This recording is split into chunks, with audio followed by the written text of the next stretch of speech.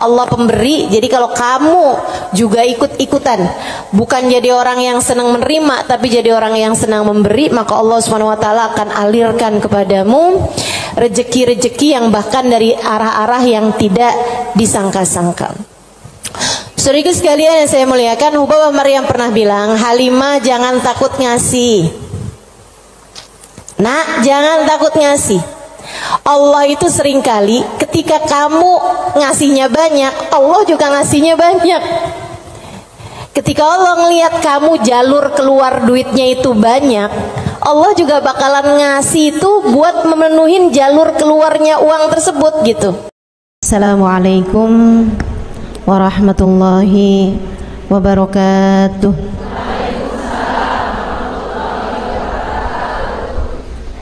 Alhamdulillah, wassalatu wassalamu ala Rasulillah Muhammad ibn Abdillah wa ala alihi wa sahbihi wa man wala.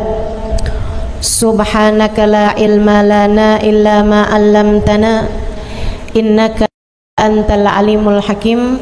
Rabbi syrah li sadri wa yassir li amri wahlul 'uqdatan min lisani yafqahu qawli, amma ba'du.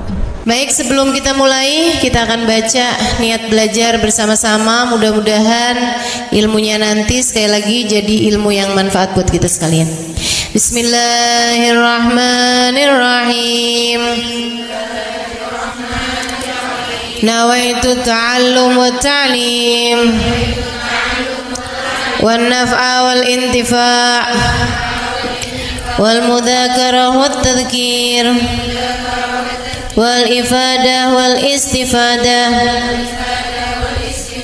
wal hidza 'ala tamassuk bi kitabillah wa sunnati rasulillah sallallahu alaihi wa alihi wasallam wa du'a ilal huda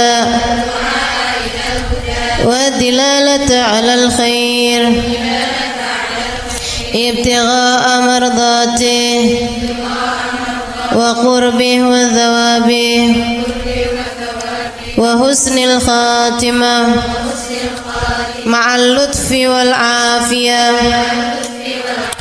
wa salahil aqibah birahmatika ya arhamar rahimin. La hadratin Nabi Muhammad sallallahu alaihi wasallam wa alihi washabihi azwaji wa dzurriyyati wa ahli baiti wasallim jamil anbiya wal mursalin wal kulli ajma'in. Anna Allah yaghfir lahum wa yarhamhum wa ya'li darajatihim fil jannah wa yanfa'una barakatihim wa asrarihim wa anwarihim wa ulumihim wa nafaatihim fid din wa dunya wal akhirah. Al-Fatihah, baca bersama-sama. A'udzu billahi minasy syaithanir rajim. Bismillahirrahmanirrahim. Alhamdulillahi rabbil alamin. Ar-Rahmanir Rahim. Maliki yaumiddin. Iyyaka na'budu wa iyyaka nasta'in. Ihdinas siratal mustaqim. Siratal ladzina an'amta 'alaihim ghairil maghdubi 'alaihim waladdallin. Amin. Taqabbalallahu minna wa minkum, taqabbal ya karim. Allah tuh mau ngasih rezeki sama orang nggak pakai ada hitung-hitungannya, gitu kan? Pokoknya itu urusan langit, udah bener-bener yang Allah bilang rizqukum fis samai wa ma tu'adun, kata Allah. Rezeki kalian sudah selesai aku atur dari langit. Rezeki kalian sudah selesai aku atur dari langit. Saudaraku sekalian yang saya muliakan, nah kalau kita kepengen gitu kan kayak rezekinya digampangin, cara dapetnya gampang, menyenangkan, itu juga sama Allah udah dikasih clue-cluenya. Salah satu cluenya adalah dengan rajin sedekah. Salah satu cluenya adalah dengan rajin memberi, bukan hanya sedekah. Sedekah itu untuk orang yang kita tahu memerlukan, tapi kalau memberi buat siapapun, termasuk kita ngasih sama orang yang kita sayangi, ngasih hadiah, begitu ya. Buat orang tua kita mampu, tapi kita seneng aja ngasih hadiah sama mereka gitu. Misalnya kita suka ngasih kepada saudara-saudari kita, kakak adik kita, walaupun kita tahu dia mampu, tapi misalnya kita habis jalan-jalan condet, kita beliin duku, udah nggak ada ya, kita beliin salak condet kan, dulu mah masih ada tuh, ingat tuh, gitu. Saudara sekalian yang saya muliakan, itu memperbanyak rezeki, mempermudah rezeki, mempermudah jalurnya rezeki yang sudah Allah Subhanahu wa taala bagikan kepada kita, teman-teman saya sekalian. Nah, ini saya ingat ucapan Hubabah Maryam Al-Haddar, guru saya almarhumah. Beliau itu orang paling dermawan yang pernah saya kenal. Pasti ada banyak orang-orang dermawan, tapi orang paling dermawan yang saya kenal Hubabah Maryam Al-Haddar. Saudara sekalian, beliau tuh kalau bepergian bisa jadi lupa bawa uang buat belanja, lupa bawa uang buat apa, tapi nggak pernah lupa bawa uang buat sedekah. Karena memang ini orang satu senengnya ngasih luar biasa. Siapapun aja dia kasih. Anak-anak ketemu dia kasih, orang tua ketemu dia kasih. Dan dari Hubabah Maryam tuh saya juga jadi ngerti bahwa ternyata semua orang suka dikasih. Subhanallah loh. Semua orang tuh seneng aja dikasih gitu. Walaupun dia orang mampu sekalipun gitu ya, tapi kalau dikasih tuh kok seneng aja gitu. Betul nggak? Ini yang katanya Nabi Muhammad, tahadau tahabu, saling beri hadiahlah kalian, maka kalian akan semakin saling sayang, semakin saling cinta.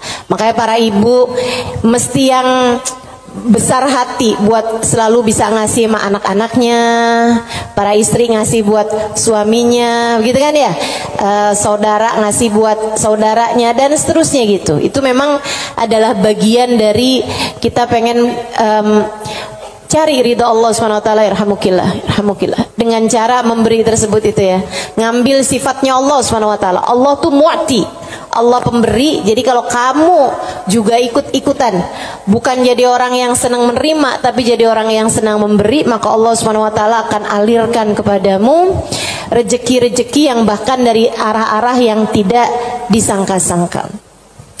Saudara sekalian yang saya muliakan, Hubabah Maryam pernah bilang, Halimah jangan takut ngasih. Nak, jangan takut ngasih. Allah itu seringkali ketika kamu ngasihnya banyak, Allah juga ngasihnya banyak. Ketika Allah ngelihat kamu jalur keluar duitnya itu banyak, Allah juga bakalan ngasih itu buat memenuhin jalur keluarnya uang tersebut gitu. Kata Hubabah kayak begitu, jangan takut buat ngasih, nak, jangan takut buat ngasih. Subhanallah, itu sering saya inget-ingetin tuh, jangan takut buat ngasih, jangan takut buat ngasih. Kadang-kadang tuh orang punya banyak aja, kalau mau keluarin duit tuh kayak disuruh keluarin separuh nyawa gitu, penuh perhitungan ya. Makanya ada satu cerita, salah satu dari habaib teriak-teriak manggil anaknya. Misalnya anaknya namanya siapa? Husein misalnya. Sen, Sen. Anaknya sebelah saya ada yang namanya Husein. Sen. Si Husein ini kan dia dengar panggilan tapi dia nggak tahu ayahnya ada di mana. Dia bilang, "Bang, Abah ada di mana sih, Bah? Ini Husein, Bah. Lebek, Bah." Kata Abah, ya kamar mandi, nak. Iya, Bah. Dikirain suruh ngambil sabun, apa kehabisan odol gitu kan. Sen, tolong ambilin duit Abah, nak. Ada di gesper Abah warna hijau. Iya sih. Habaib-habaib kita suka punya gesper warna hijau. Gesernya habaib tuh ya. Jadi gespernya dipakai bukan buat celana panjang, tapi buat sarung. Ada yang tahu nggak? Anak-anak zaman sekarang nggak pada tahu nih, nggak seru ah.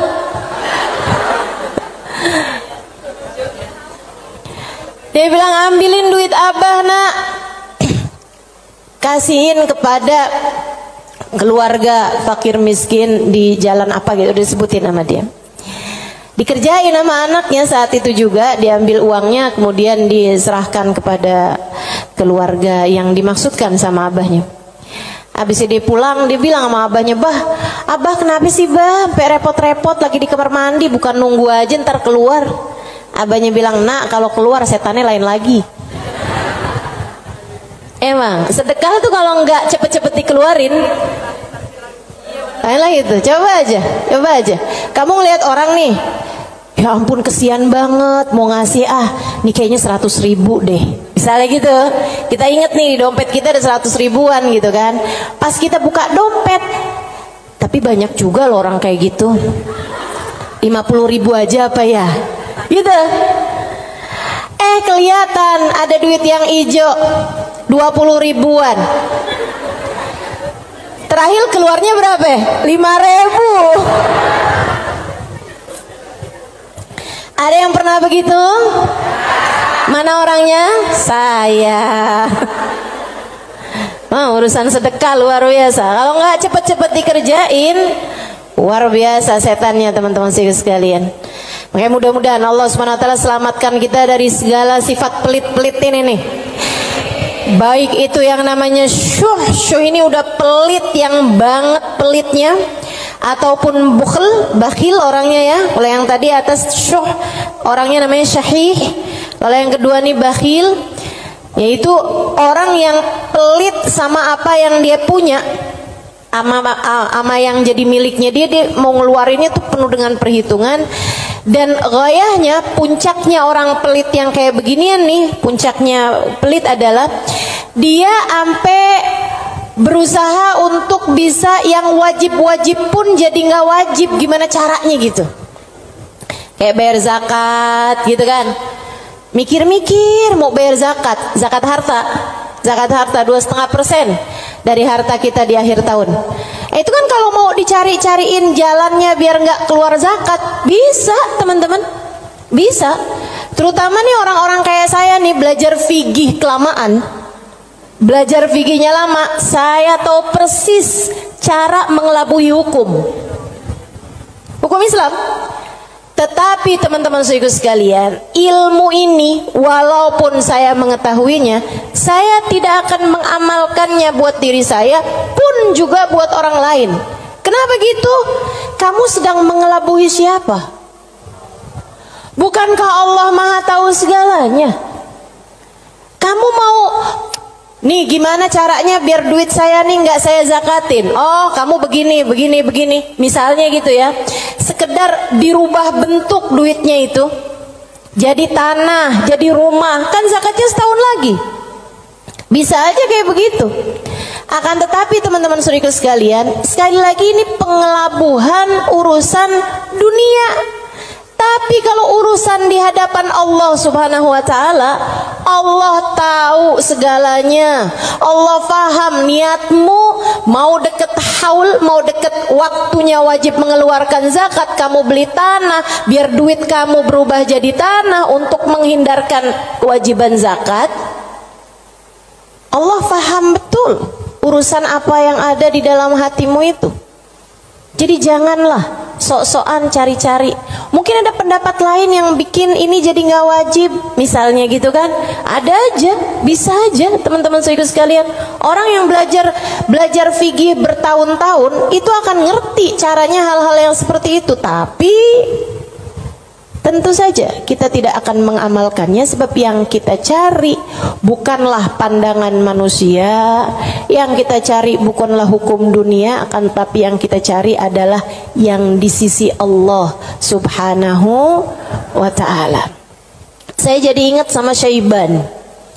Ini yang dianggap sama Imam Syafi'i sebagai salah satu guru-gurunya Imam Syafi'i. Imam Syafi'i satu hari ditanya sama muridnya Imam Ahmad bin Hanbal, siapa aja guru-gurumu tuan? Sebutin sama Imam Syafi'i, fulan bin fulan, fulan bin fulan, fulan bin fulan. Kata Imam Syafi'i, Syaiban Ar-Ra'i. Siapa? Syaiban Ar-Ra'i. Kok saya nggak pernah dengar ya yang satu ini?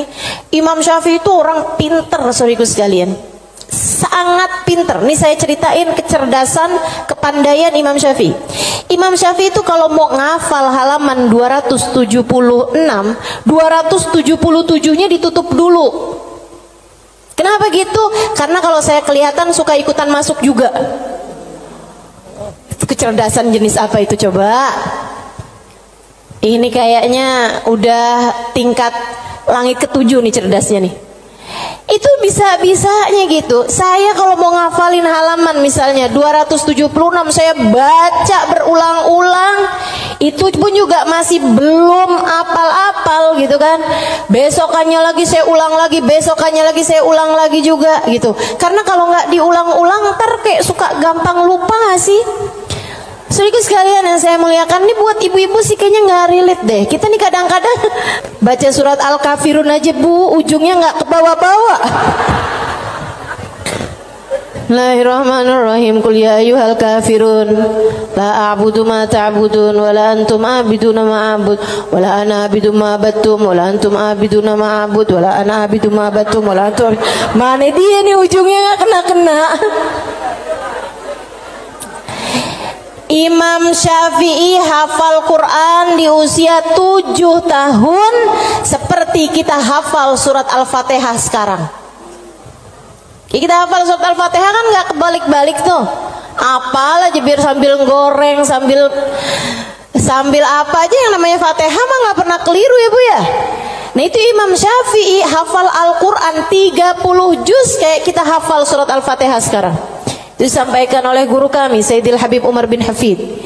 Teman-teman sekalian, gimana enggak tuh Imam Syafi'i itu belajarnya kayak gitu tuh modelannya tuh. Dulu Imam Syafi'i itu orang sangat nggak punya teman-teman. Imam Syafi'i itu duduk di majelisnya Imam Malik. Itu beliau pertama hadir duduknya di luar aja, nggak dicatat, dengerin aja. Karena nggak istilah katanya nggak ikutan bayar sekolahnya, jadi dia di luar gitu kan. Satu waktu habis selesai murid-murid pada keluar, gurunya nih ngeliatin si anak ini dipanggil sama gurunya gitu. Terus tanyain, belum Imam Malik ini ya, gurunya yang masih awal, masih dasar. Tanyain gitu, "Nak, tadi apa yang saya terangkan?" Dia bisa ngulangin semua yang diterangin sama gurunya 100%. Habis itu gurunya bilang, "Nak, kenapa kamu nggak duduk di kelas saya?" Dia bilang, "Karena saya nggak ikutan bayaran." "Nggak apa-apa, duduklah nak di kelas saya akan berbangga dengan kamu bisa duduk di kelas saya." Dah tuh Imam Syafi'i. Kalau mau ngafalin halaman sebelah, halaman yang sesudahnya tuh ditutup dulu sama beliau, karena gampang banget masuk, asal kelihatan kelebetan udah langsung masuk. Kecerdasan yang luar biasa teman-teman saudaraku sekalian yang saya muliakan. Nah ini satu waktu ditanya sama muridnya Imam Ahmad bin Hambal, "Guru-gurumu siapa aja tuan?" Sampein si ini. Kenal, rata-rata Imam Ahmad bin Hambal kenal, mereka adalah ulama-ulama pada masa tersebut gitu, yang disebut sama Imam Syafi'i, Syaiban Ar-Ra'i.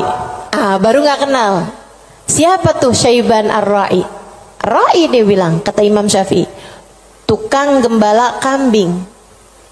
Penasaran, pengen dong kenal. Oh iya, nanti saya akan ajak kamu. Satu hari diajak nih sama Imam Syafi'i, Imam Ahmad bin Hambal diajakin pergi ke tempatnya Syaiban Ar-Ra'i. Di mana diajakinnya? Di tempat gembalaan kambing. Sambilan tuh kambing digembala, Syaiban sholat. Kambingnya sudah makan rumput, dianya sholat. Habis saya sholat, di Imam Syafi'i sama Imam Ahmad bin Hambal duduk di situ. Assalamualaikum warahmatullahi wabarakatuh ya Syaiban. Waalaikumsalam warahmatullahi wabarakatuh. Syaiban, saya nih datang kemari nih, katanya Imam Ahmad bin Hambal, karena Imam Syafi'i waktu saya tanya salah satu gurunya, dia menyebutkan dirimu wahai Syaiban. Emang Syafi'i ini ada-ada aja. Tawadu kan, bukan yang ya gitulah saya. Walaupun saya kelihatannya penggembala kambing ya, tapi jangan remehkan. Saya gurunya Imam Syafi'i, enggak gitu. Dia bilang, Imam Syafi'i ini emang ada-ada aja. Bagaimana mungkin penggembala kambing seperti saya jadi gurunya Imam Syafi'i? Kata Imam Syafi'i, Syaiban, saya datang kemari ini mau bertanya, beberapa permasalahan. Oh iya, boleh. Apa pertanyaanmu? Yang pertama, kami mau tanya kepadamu urusan sholat. Kalau kamu nih ngerjain sholat, terus kamu lupa Syaiban, ini udah 2 rakaat apa baru 1 rakaat ya? Apa yang harus kamu lakukan wahai Syaiban? Syaiban jawab, ala madhabina au ala madhabikum. Sesuai madhab kalian atau sesuai madhab saya? Oh, Syaiban punya madhab, maaf, Syaiban punya madhab. Katanya Imam Syafi'i, emang ada 2 madhab nih dalam masalah ini? Iya, tentu saja. Madhab kalian selalu berbeda dengan madhab saya. Oh, boleh kami tahu kalau sesuai dengan madhab kami gimana Syaiban? Kalau madhab kalian, kalau lupa berapa rakaat sholat, ngambil rakaat yang sedikit, kemudian sesudahnya sujud sahwi. Iya benar, kata Imam Syafi'i, benar. Begitu memang yang disampaikan oleh baginda kita Nabi besar Muhammad sallallahu alaihi wasallam. Kalau madhab kalian gimana Syaiban? Kata Syaiban, kalau madhab kami, madhab ahli tasawuf, madhab hamba-hamba dekat dengan Allah Subhanahu wa taala, madhabnya para wali lah boleh dibilang. Dia bilang kalau kami sholat menghadap Allah tapi kami sampai lupa berapa rakaat kami menghadap kepadanya, artinya kan pikirannya kemana-mana. Dia adalah orang yang sudah kurang ajar kepada Allah. Dia harus dihukum dengan puasa setahun dan qiyamul lail setahun. Itu hukuman buat orang, itu pelajaran buat orang yang bisa sampai lupa ngadep sama Allah Subhanahu wa ta'ala. Ada yang mau ikutan madhabnya Syaiban?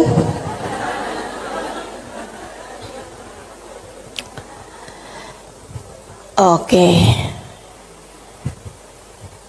Imam Ahmad bin Hanbal dia mikir, pantesan nih orang jadi gurunya Imam Syafi'i. Nggak salah.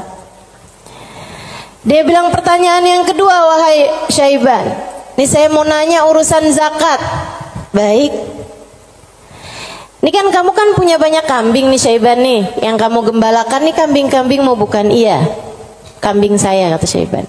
Ada kayak berapa ekor lah kambingnya. Dia bilang, berapa zakatnya kambingmu ini wahai Syaiban? Syaiban kembali nanya, ala madhabina am ala madhabikum? Madhab saya apa madhab kalian? Dia bilang, emang ada 2 madhab juga nih dalam urusan zakat ini nih? Iya, selalu ada opini-opini, pemahaman-pemahaman dalam urusan agama. Dan teman-teman, agama Islam ini satu-satunya agama yang memperbolehkan kamu untuk, bahkan menyuruh kamu untuk selalu berpikir. Agama yang paling natural, agama yang sesuai sama pola pikir manusia. Kamu harus berpikir biar selamat dari api neraka. Kamu harus berpikir, gitu kan? Bahkan Allah ketika menceritakan tentang orang-orang ahli neraka, lahum qulubun la yafqahuna biha, kata Allah. Mereka punya hati, punya pikiran tapi nggak dipakai mikir. Akhirnya jadi ahli neraka. Orang selalu aja tuh fa'tabiru ya ulil albab, gitu kan? Maka ambillah pelajaran dari sini wahai yang berpikir. Disuruh berpikir.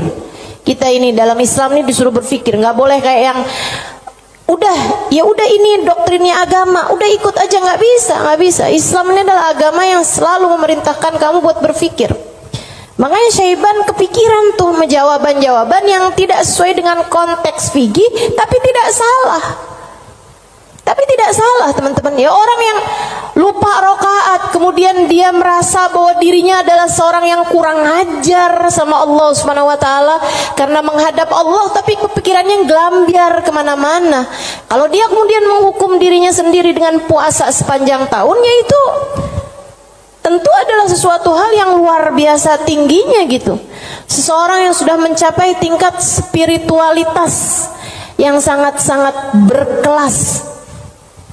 Ditanya nih urusan zakat nih, berapa zakatnya wahai Syaiban? Katanya Syaiban, ala madhabina am ala madhabikum? Sesuai dengan madhab kalian apa sesuai dengan madhab saya? Kalau madhab kami gimana Syaiban? Orang kan biar tahu kan mesti tahu perbandingannya. Oh kalau madhab kalian 40 ekor kambing, 1 ekor kambing, 121 2 ekor kambing, selanjutnya setiap 100 1 ekor kambing. Iya benar. Kayak gitu tuh. Zakatnya kambing menurut Islam sesuai dengan apa yang sudah diajarkan baginda kita Nabi besar Muhammad. 40 1 ekor kambing, 121 2 ekor kambing, selanjutnya setiap 100 1 ekor kambing. Jadi kalau kamu punya 900 ekor kambing berarti 9 ekor gitu. Kalau menurut madhab kalian gimana wahai Syaiban? Syaiban kemudian menjawab, kalau madhab kami, saya ini budak, budaknya Allah. Innama ana abd, saya ini adalah budak, budaknya Allah. Dan seorang budak tidak memiliki harta, sebab semua harta budak adalah harta majikannya.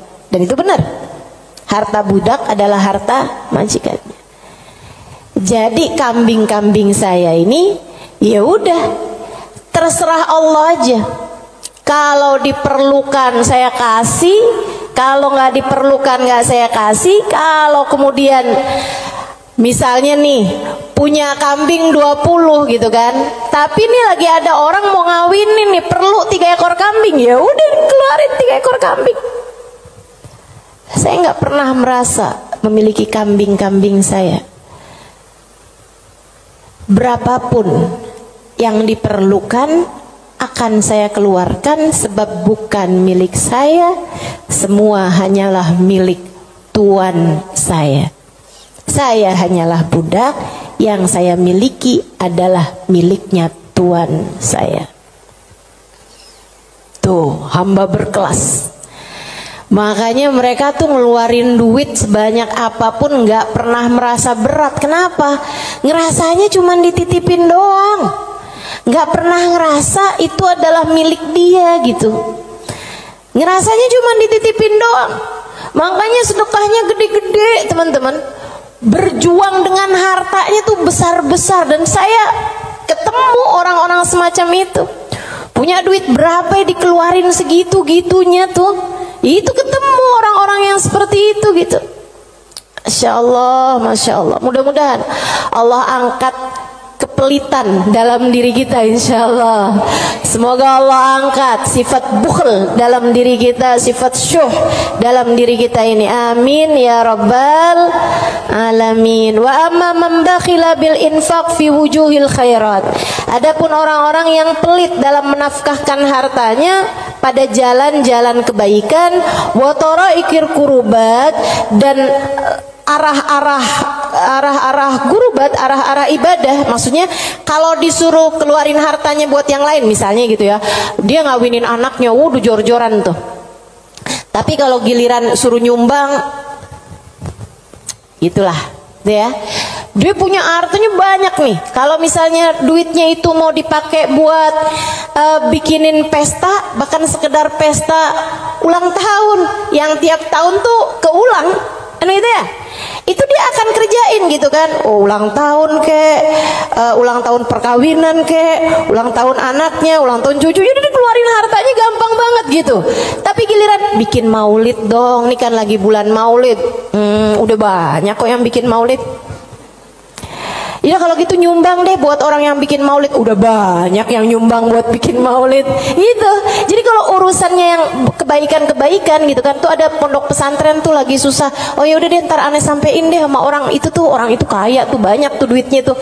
Dia lupa kalau duitnya juga banyak.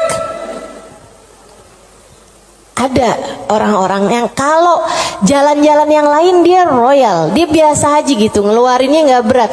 Tapi di saat dia suruh ngeluarin untuk jalan-jalan kebaikan, dia ngerasa berat. Yang kayak begini, ma'at tamakkun min dzalik, padahal dia mampu untuk melakukan itu, fahaluhu ahwan min halil ladzi qabla, keadaan dia masih lebih mending daripada keadaan orang-orang yang di atasnya, yang syuh atau yang yang syahih atau yang bakhil tuh ya.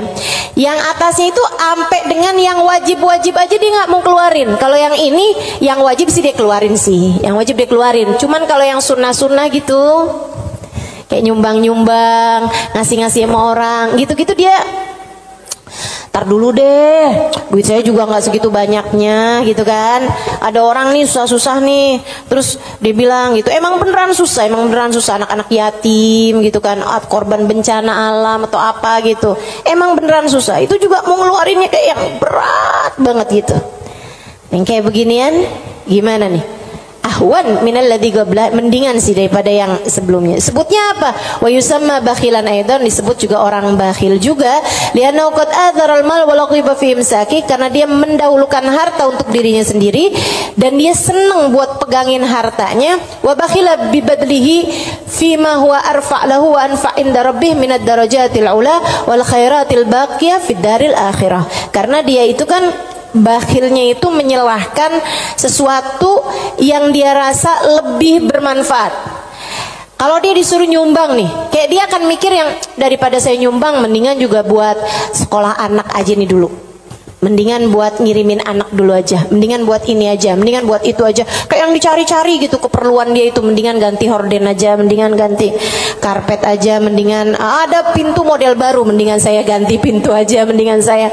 Pokoknya gitu aja gitu, daripada dia mencari-cari, maksudnya daripada dia mengeluarkan hartanya untuk urusan-urusan yang sifatnya akhirat, dia akan lebih memilih untuk yang buka cabang aja, buka usahanya lebih luas aja, mendingan ini aja, mendingan itu aja, kayak gitu. Atau bahkan mendingan buat kawin lagi aja. Itu ngebantu orang juga. Dia akan nyari perempuan yang miskin juga. Gimana tuh?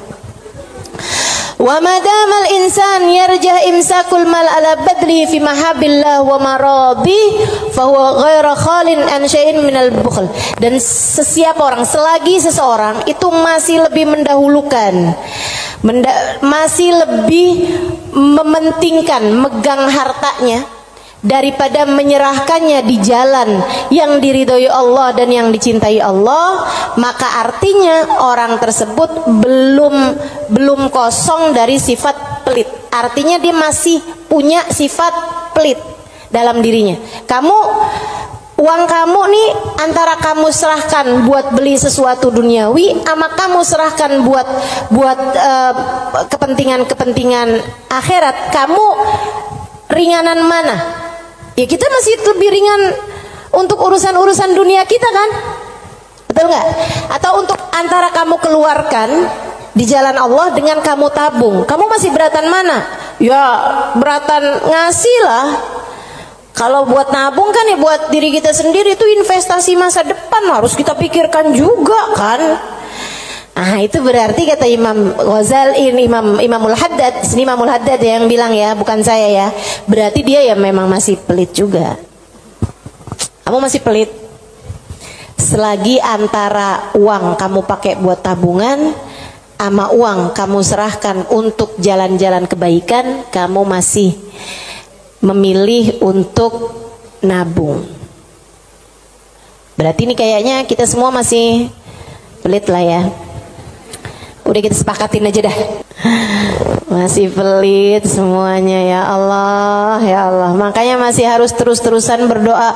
Allahumma inni a'udzubika minal ajzi wal kasal wa'ud. Allahumma inni a'udzubika minal hammi wal hazan wa a'udzubika minal ajzi wal kasal wa a'udzubika minal jubni wal bukhl wa a'udzubika min ghalabatid dain wa qahrir rijal.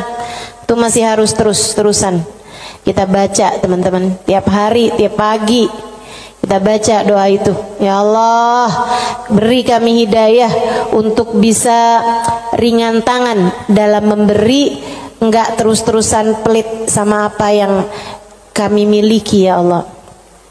Wala yakunul insan jawadan sakhiyan hatta yakuna badlul mal fi mahabbillah arjah inda wa ahab ilaih min imsaki. Dan seseorang itu belum bisa disebut dermawan, belum bisa disebut sakhi, belum bisa disebut orang karim, orang dermawan sampai dia merasa bahwa menyerahkan uang di jalan Allah lebih dia sukai daripada menabung, daripada pegang duit itu, daripada dia nggak ngasihnya di jalan Allah gitu. Kalau kamu ngerasa masih ngasih itu lebih berat daripada kamu pegang, nah itu berarti kamu masih pelit. Tapi kalau kamu ngerasa ada yang ngasih lebih kamu sukai daripada kamu pegang, gitu ya, itu berarti kamu adalah seseorang yang dermawan. Udah jadi tambah jauh aja nih kita nih. Fa'lam dzalik wa'mal alaih. Ketahuilah hal ini dan amalkanlah, wallahu yatawalla hudak. Semoga Allah Subhanahu wa taala memberikan petunjuk kepadamu. Amin ya rabbal alamin. Wa minal muhlikat, dan salah satu dari sifat-sifat yang dapat menghancurkan seseorang, salah satu dari sifat-sifat penghancur amal ibadah seseorang, salah satu dari sifat-sifat yang dapat meluluh lantakkan dirimu, menurunkan nilaimu di mata Allah Subhanahu wa taala adalah al-ghurur, sifat ghurur, tertipu.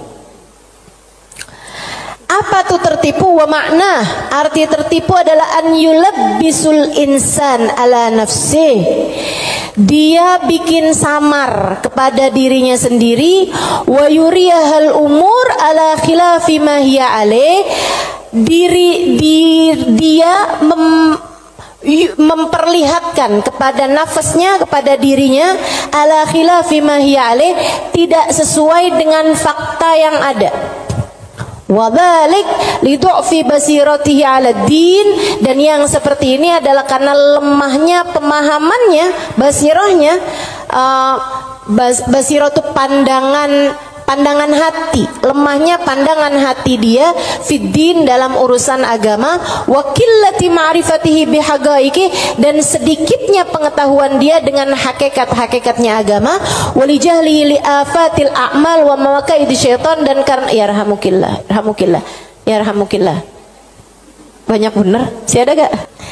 Walijahlihi, dan karena ketidakfahaman dia biafatil a'mal, dengan penyakit-penyakitnya amal, wa makaidi syaitan, dan tipu dayanya syaitan, walighalabati hawa nafs alaih, dan karena menangnya hawa nafsu menghadapi dia, wa rukunihi ila amaniha wa khuda'iha, dan karena tenangnya dia dengan angan-angannya dirinya sendiri serta tipu dayanya dirinya sendiri. Waqad qala Allah taala, dan Allah Subhanahu wa taala telah menyampaikan muhadziran li ibadihi minal ghurur, memberi peringatan kepada hamba-hambanya tentang bahayanya ketertipuan ini. Kata Allah Subhanahu wa taala, ya ayyuhan nas inna wa'dallahi haq, wahai sekalian manusia, sesungguhnya janji Allah itu benar.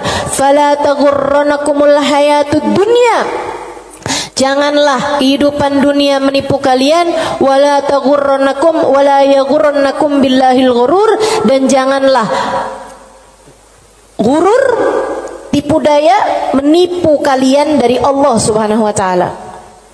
Wa qala ta'ala fi wasfi ba'dil mughtarrin, dan Allah Subhanahu wa taala telah mensifati sifatnya orang-orang yang tertipu dengan firman Allah Subhanahu wa taala dalam akhir surat Al-Kahfi, alladzina dhalla sa'yuhum fil hayatid dunya wa hum yahsabuna annahum yuhsinuna sun'a.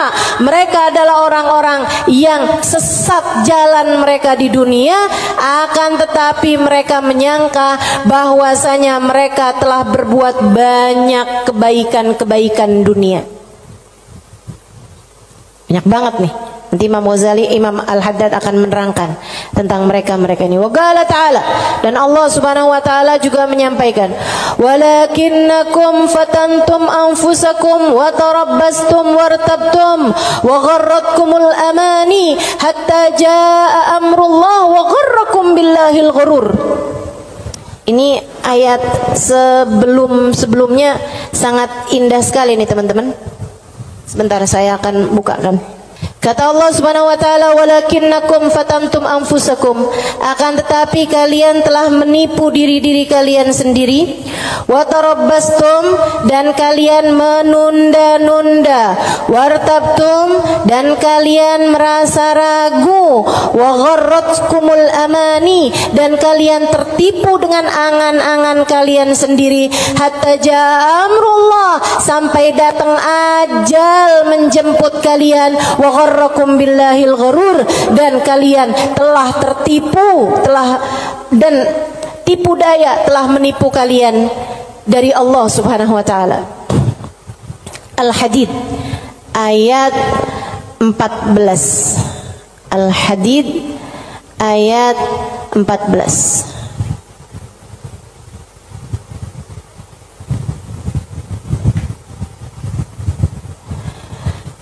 Al-Hadid ayat 14. Nih. Ini serem sih. Saya mau baca ayat ini nih, pas baca Quran pas nyampe ayat-ayat ini. Ya Allah, ngerinya. Saya bacain ya.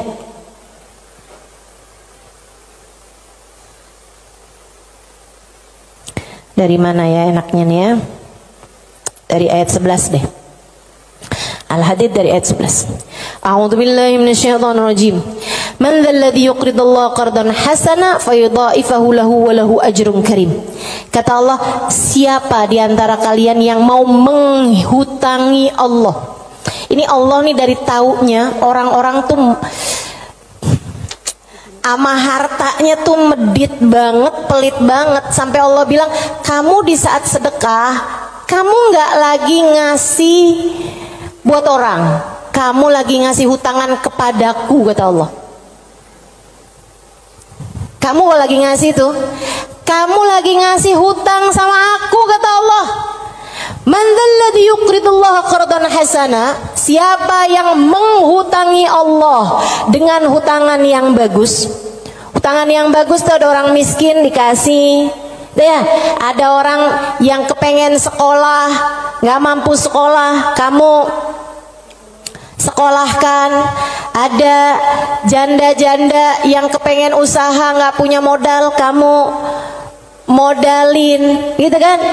Ada orang tua-tua yang emang udah nggak bisa lagi usaha, kamu berikan nafkah bulanan kepada mereka gitu. Ada yang lagi ngebangun misalnya pondok pesantren atau masjid yang memang tidak akan kembali berupa keuangan ya, maksudnya secara langsung gitu kan.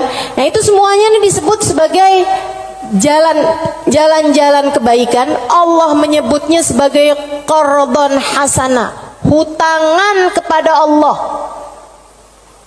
Kenapa Allah bahasanya sampai pakai utang? Dan yang hutang itu Allah. Kayak Allah tuh lagi yang tenang, utang, aku akan bayar. Dan aku kalau bayar nggak main-main, aku lipat gandakan minimal 10 kali lipat. Dan teman-teman, saya sih nggak tertarik sama urusan 10 kali lipat. Kamu sedekah balik 10 kali lipat, saya nggak terlalu tertarik sama itu. Saya tertarik sama sesuatu yang kita nggak bisa beli pakai uang, yang kita nggak bisa beli pakai uang. Itu yang lebih membuat saya tertarik ketika bersedekah.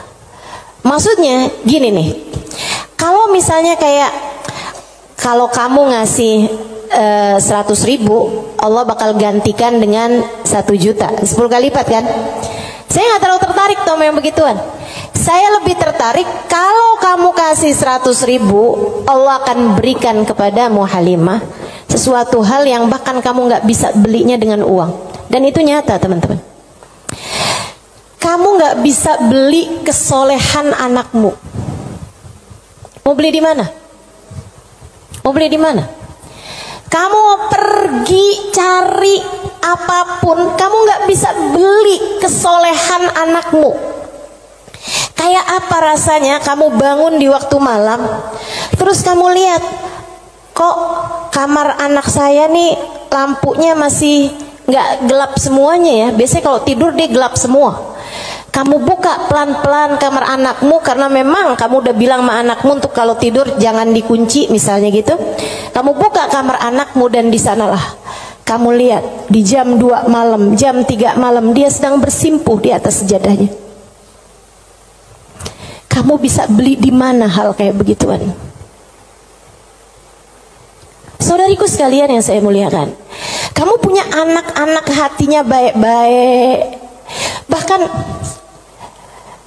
kamu punya suami hatinya menyayangi kamu dengan tulus, bisa beli di mana?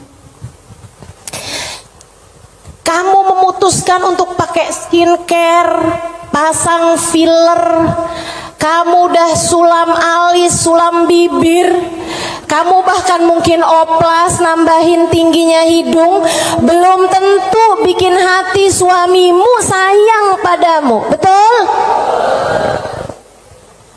Beli di mana tuh rasa sayangnya suami kepada seorang istri? Belinya sama Allah Subhanahu wa ta'ala. Sebab Allah yang menggerak-gerakkan hati manusia.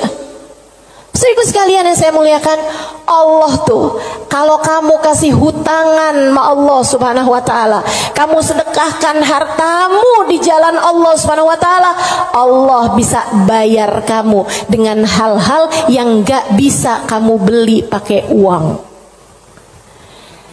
Keberkahan kehidupan, kesolehan hati anak-anak, rasa sayang, rasa cinta di hati suamimu kepadamu, hati yang damai, kehidupan yang tenang, hati yang bahagia dalam taat pada Allah Subhanahu wa ta'ala. Bahkan hidayah, inayah, taufik dalam dirimu, teman-teman saudaraku sekalian. Gimana caranya mau beli? Kamu bisa bangun di waktu malam, kemudian 2 rakaat, 4 rakaat, 6 rakaat kamu mengerjakan ibadah pada Allah. Kemudian kamu beristighfar, kemudian kamu berdoa, kemudian kamu menyebut-nyebut namanya. Kenikmatan yang kayak begituan kamu gak bisa beli pakai uang. Itu hidayah dari Allah Subhanahu wa ta'ala. Suamimu gak mau sholat kecuali dengan berjamaah, itu hidayah dari Allah Subhanahu wa ta'ala. Yang beginian nih hidayah-hidayah menuju kepada surga Allah Subhanahu wa ta'ala. Hati lapang, hidup bahagia, hati tenang, gak bisa dibayar pakai uang. Gak bisa dibayar pakai uang. Dibayarnya pakai apa? Yang bisa mengerjakan adalah Allah. Maka hutangi Allah. Allah bisa membayarnya dengan itu semua. Karenanya saya sampaikan teman-teman, saya gak tertarik sama yang kalau kamu sedekah balik 10 kali lipat. Kalau kamu keluarin, kamu jual motor, kamu kasih sedekah, kamu dapat Avanza. Enggak, saya gak tertarik, mohon maaf. Bukan karena saya nggak tertarik sama pemberian Allah, tapi pemberian Allah yang masih bisa dibeli dengan uang, itu adalah pemberian-pemberian yang tidak berkelas. Allah bahkan memberinya kepada orang paling kafir di atas muka bumi sekalipun. Tapi kesolehan hati anak-anakmu, kesolehan hati suamimu, kesolehan dirimu sendiri, Allah kasih hidayah buat kamu bangun di waktu malam membaca beberapa ayat Al-Quran. Allah kasih kamu bangun di waktu malam, kamu menengadahkan tangan berdoa kepada Allah Subhanahu wa ta'ala. Saat itu Allah, setiap kali kamu memanggil ya Allah, ya Allah, ya Allah, Allah menjawab labbaik ya abdi was'adaik, labbaik wahai hambaku, apa yang kamu mau, apa yang kamu mau, minta apa yang kamu mau. Ampuni dosa-dosa saya ya Allah. Allah bilang labbaik hambaku, aku ampuni dosa-dosamu. Mudahkan saya berbuat kebaikan ya Allah, labbaik hambaku, labbaik hambaku. Aku akan memudahkanmu berbuat kebaikan. Kasih saya ilmu yang manfaat ya Allah, labbaik hambaku. Aku akan beri padamu ilmu yang manfaat. Saudariku sekalian yang saya muliakan, yang ini nih tidak akan Allah berikan kecuali kepada hamba-hambanya yang Dia cintai. Assalamualaikum warahmatullahi wabarakatuh.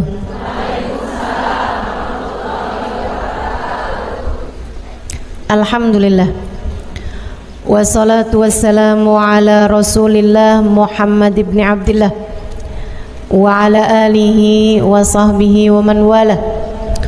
Subhanaka la ilma lana illa ma 'allamtana innaka antal alimul hakim. Rabbi syrah li sadri wa yassir li amri wahlul 'uqdatan min lisani yafqahu qawli, amma ba'du. Baik, sebelum kita mulai, kita akan baca niat belajar bersama-sama. Mudah-mudahan ilmunya nanti sekali lagi jadi ilmu yang manfaat buat kita sekalian. Bismillahirrahmanirrahim. Nawaitu ta'allum wa ta'lim wan naf'a wal intifa' wal mudzakarah wat tadhkir wal ifadah wal istifadah wal hidza ala tamassuk bi kitabillah wa sunnati rasulillah sallallahu alaihi wa alihi wasallam wa du'a ilal huda والدلالة على الخير ابتغاء مرضاته وقربه وثوابه وحسن الخاتمة مع اللطف والعافية وصلاح العاقبة برحمتك يا أرحم الراحمين. La hadratin Nabi Muhammad sallallahu alaihi wasallam wa alihi washabihi wazwaji wa dzurriyyati wa ahli baiti wasallim jamil anbiya wal mursalin wal kulli ajma'in anna Allah yaghfir lahum wa yarhamuhum wa ya'li darajatihim fil jannah wa yanfa'una barakatihim wa asrarihim wa anwarihim wa ulumihim wa nafaatihim fid din wa dunya wal akhirah. Al-Fatihah, baca bersama-sama. A'udzu billahi minasy syaithanir rajim. Bismillahirrahmanirrahim. Alhamdulillahi rabbil alamin. Ar-Rahmanir Rahim. Maliki yaumiddin. Iyyaka na'budu wa iyyaka nasta'in. Ihdinas siratal mustaqim. Siratal ladzina an'amta 'alaihim ghairil maghdubi 'alaihim waladdallin. Amin. Taqabbalallah minna wa minkum, taqabbal ya karim. Warraghba fid dunya, sementara rakus ambisi terhadap dunia, tukathirul ham, bikin banyak sumpah, wal hazan, dan bikin banyak kesedihan. Bikin sedih badan kita, bikin sedih hati kita, bikin sumpek dan bikin akhirnya jadi berpenyakit ya badan kita ini. Ar-raghbah fid dunya. Wal batalah, sementara batalah, kalau di situ diartikan apa batalah? Nganggur ya, benar. Cuman bahasa yang enak apa ya? Tugasil galba, lalai dari Allah, maksudnya ya nggak kepengen dunia juga, nggak kepengen akhirat juga gitu, kayak gabut. Anak zaman sekarang bahasanya gabut ya. Gabut itu apa sih sebenarnya? Nggak ada kerjaan gitu kan? Itu kayak ada singkatan nggak butuh gitu kali ya dari itu ya. Nggak ngapa-ngapain gitu, pengangguran aja gitu, nggak jelas. Wal batalah tuh terlena, nganggur gitu kan, tidur mulu gitu, luntang lantung. Nah, ada orang luntang lantung gitu kan. Dibilang luntang lantung, dibilang lantung luntang. Tugasil galba, bikin keras hati. Bikin keras hati. Nganggur itu penyakit bahaya memang. Bahaya. Wa qala alaihi salatu wassalam, dan bersabda pula baginda Nabi besar Muhammad, Naja awwalu hadhil umma bizzuhdi wal yaqin. Awal umat ini terselamatkan dengan zuhud wal yakin, dan dengan keyakinan yang kuat. Wasayahlik akhiruha bil hirsi wa tulil amal, dan akan hancur akhirnya umat ini, akan hancur disebabkan hirs, ambisi terhadap dunia, wa tulil amal, dan panjang angan-angan. Wa ma warada minal ayati wal akhbar wal athar fi dammid dunya wa dammil muhibbina laha warraghibina fiha wa dammil hirsi 'alaiha kharijun anil hasr. Dan apa yang warid, apa yang datang dari ayat, hadis, athar itu yang disampaikan oleh Nabi maupun para ulama, fi dammid dunya, dalam celaknya dunia, maksudnya mengenai betapa buruknya dunia, betapa buruknya orang-orang yang mencintai dunia, betapa buruknya orang yang ambisi terhadap dunia, dan mil hirs 'alaiha, betapa buruknya orang yang rakus terhadap dunia. Banyak sekali kharijun anil hasr, enggak bisa kehitung. Ayat, hadis maupun ucapan para ulama mengenai betapa buruknya dunia, betapa buruknya para pecinta dunia dan lain sebagainya, ini banyak banget hadisnya, keterangannya enggak kehitung. Watasani fil ulama, dan karangan-karangan para ulama rahmatullahi alaihim, semoga rahmat Allah senantiasa tercurah kepada mereka, minas salaf wal khalaf, baik dari ulama zaman dulu maupun ulama-ulama belakangan, masyhunah bidzalik, penuh sekali dengan hal-hal yang seperti itu.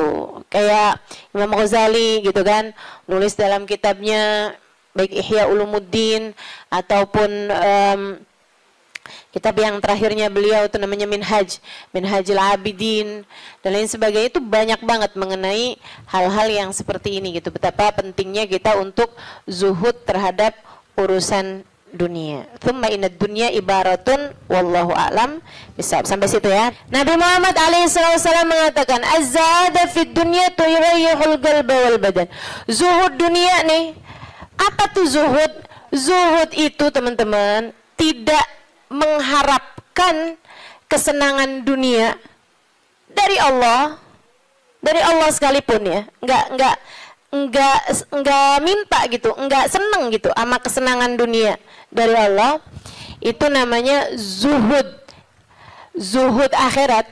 Dan juga teman-teman, zuhud ama manusia itu tidak menginginkan apa yang ada pada manusia, apa yang dimiliki orang enggak kepengen.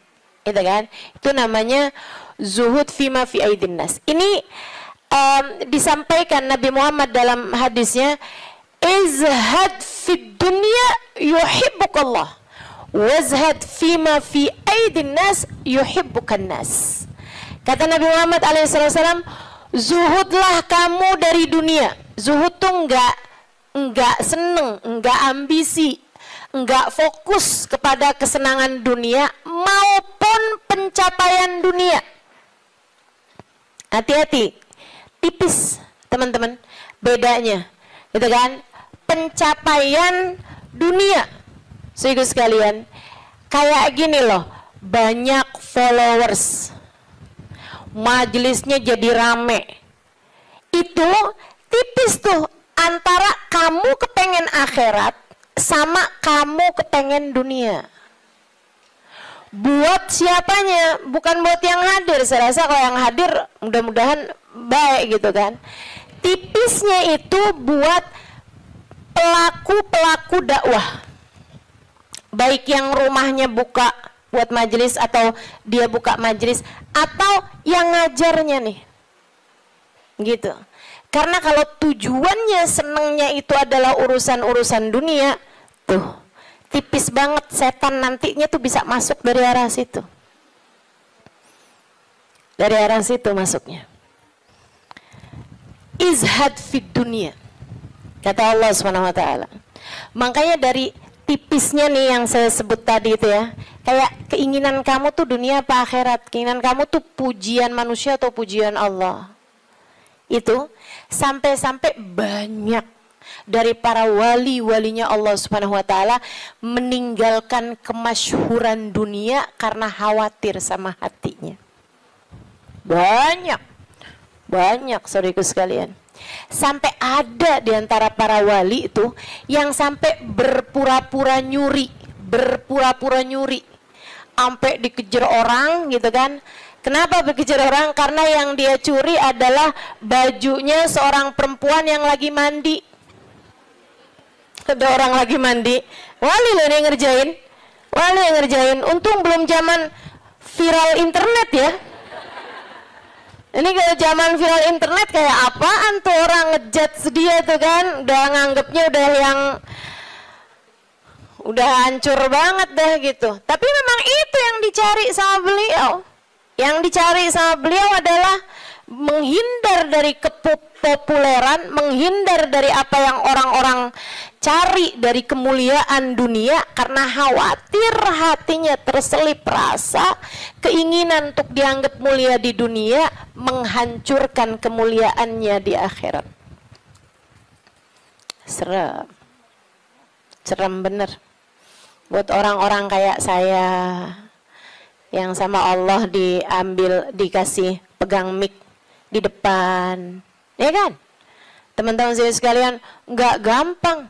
Makanya kalau ada yang bisa kamu lakukan untuk saya, doain, biar bisa ikhlas, doain, biar bisa benar gitu, jaga hati, doain, biar disayang Allah gitu.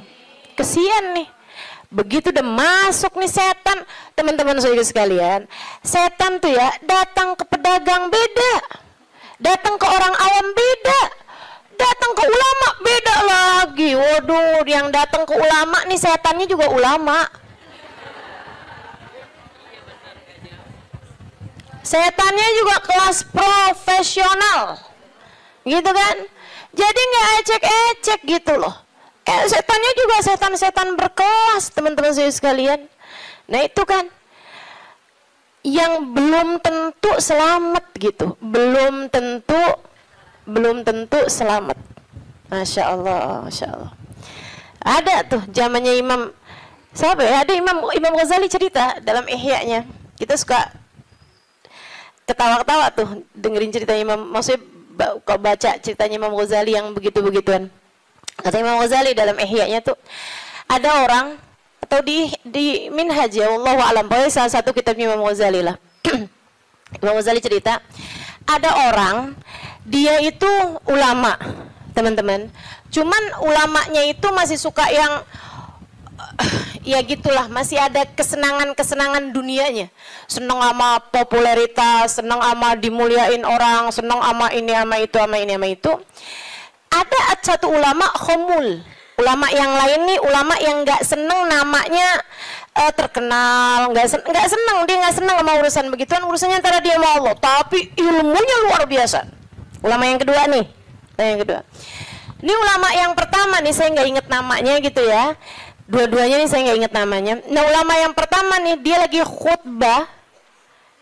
khutbah Jumat, teman-teman saya sekalian, dia ngomong sesuatu yang dinisbatkan kepada ulama yang kedua yang nggak senang keterkenalan apa ini, teman-teman. Dia ngomong bahwa saya pernah dengar kayak, kan ada orang-orang itu ya Allah, mudah-mudahan Allah bersihkan hati kita semuanya nih ya.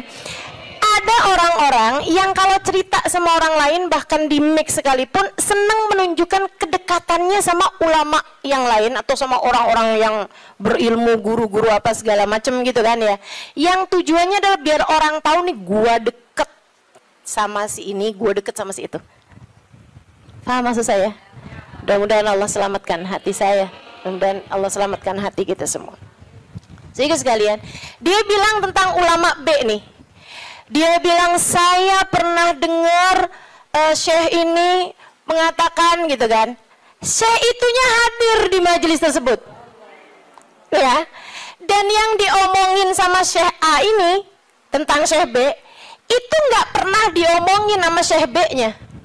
Paham? Jadi ulama A ini bohong tentang ulama B.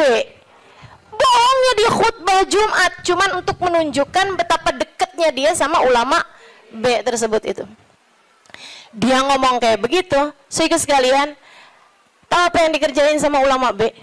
Ulama B ini yang, kenapa nih anak? Beliau berdiri nyabut bulu ketiak di tengah orang banyak.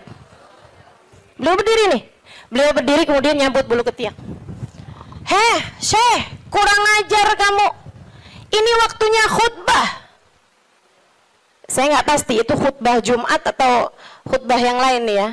Ala kulli hal, Syekh, ngapain kamu di waktunya khutbah? Kamu malah cabut bulu ketiak. Duduk Syekh, nggak punya adab. Kata Syekh B ini, kamu yang nggak punya adab, nak. Kamu yang nggak punya adab, Pak. Kenapa kamu mengingatkan saya untuk sesuatu hal yang sunnah? Nyabut bulu ketiak, kalau nggak salah emang hari Jumat ya. Nyabut bulu ketiak hari Jumat hukumnya sunnah.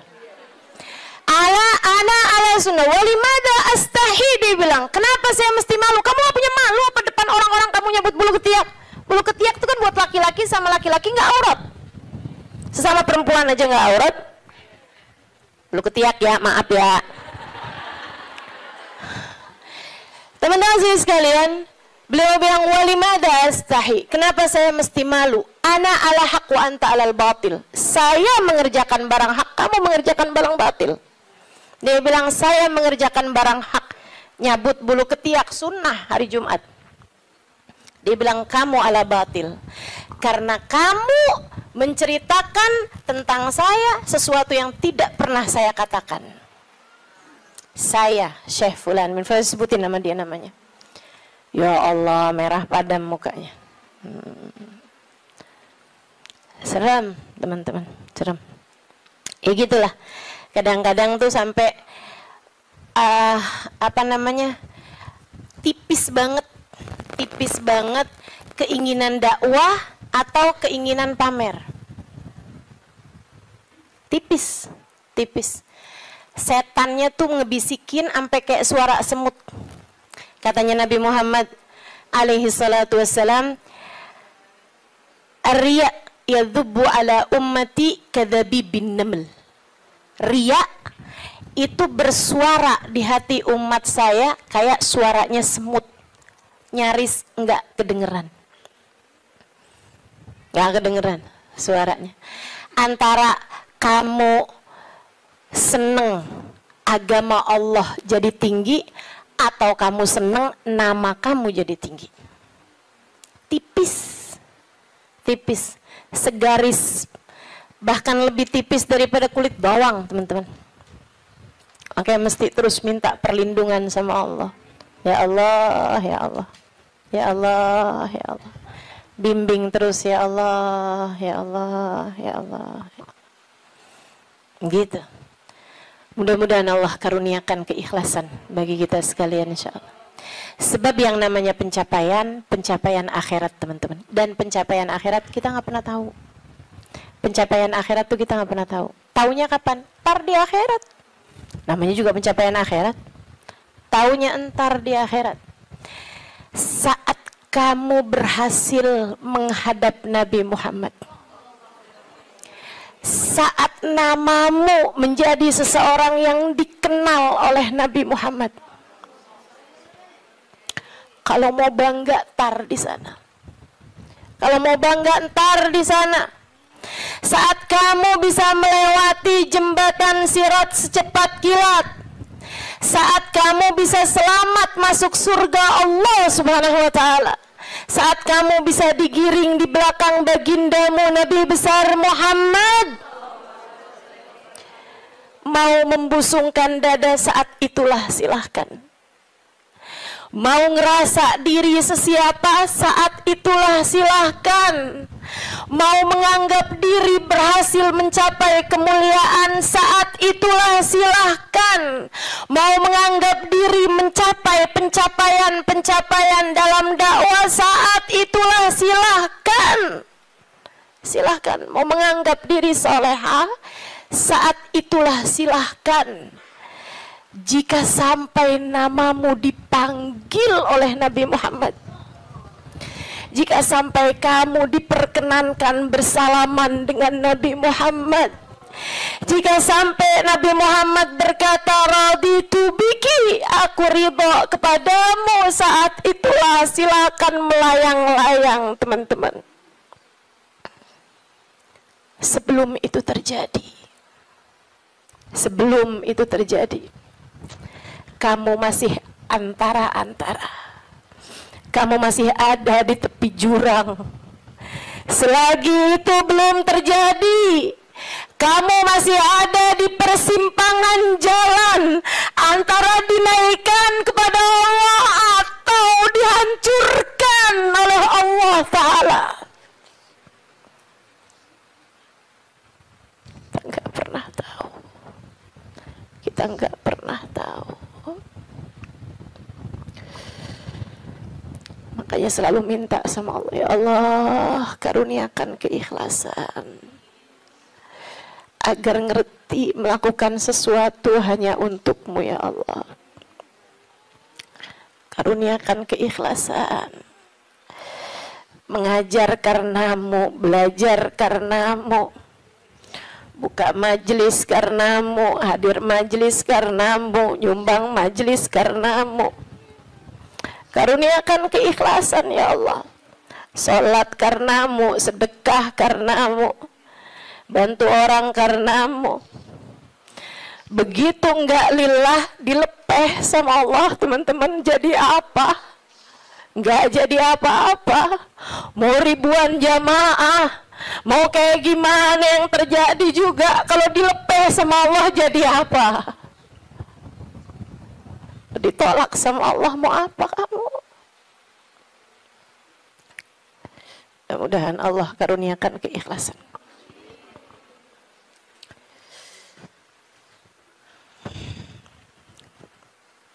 Az-zahada fid dunya, zuhud di dunia, zuhud dunia, ngarepnya cuma Allah semata.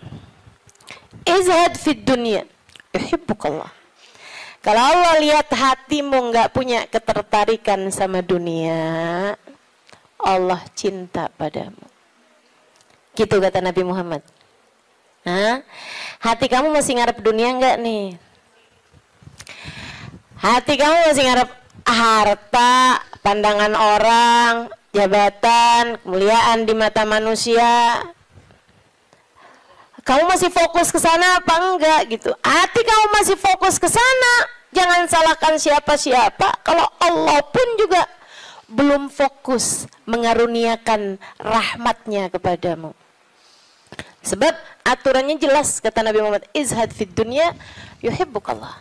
Bagaimana mungkin Allah akan menempati hatimu jika hatimu masih penuh sesak dengan selainnya? Teman-teman, kamu kalau mau taruhin di kamarmu itu lemari baru, tempat tidur baru, kamu mesti keluarin yang lama. Kalau kamarmu itu masih banyak banget barang-barang lain, yang nggak mungkin yang baru bisa masuk ke dalam kamarmu. Kan begitu? Hati kamu juga gitu. Hati kamu juga gitu. Sehingga sekalian yang saya muliakan, bagaimana mungkin Allah akan berkenan bertahta di hatimu jika hatimu selama ini masih penuh sesak dengan selainnya? Penuh sesak dengan selainnya, penuh sesak dengan anggapan orang, penuh sesak dengan cinta manusia. Yang kamu pikirin gimana biar suami tetap cinta padamu. Duh, kamu luar biasa. Siapa yang lagi di WhatsAppin sama suami, siapa yang lagi diteleponin sama suami, sekarang suami lagi di mana, sama siapakah, jangan-jangan dia sedang berada dalam pelukan perempuan yang lain. Waduh, bagaimana kamu berharap Allah bertahta dalam hatimu jika hatimu penuh sesak dengan selainnya? Teman-teman, keluarkan nya yang kecil-kecil agar nya yang besar berkenan bertahta di hatimu. Keluarin yang lain-lain. Keluarin perkara harta, perkara cinta manusia, pujian orang, semuanya keluarin.